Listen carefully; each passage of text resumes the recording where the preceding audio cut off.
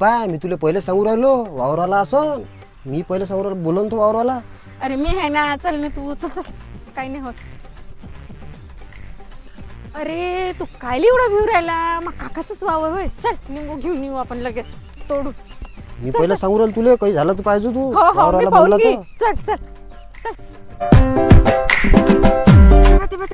पिवळा निंबू आहे. चल तोडू घे. पकड रे अंकुश, आलीस मी 2 मिनिटांनी. हा हा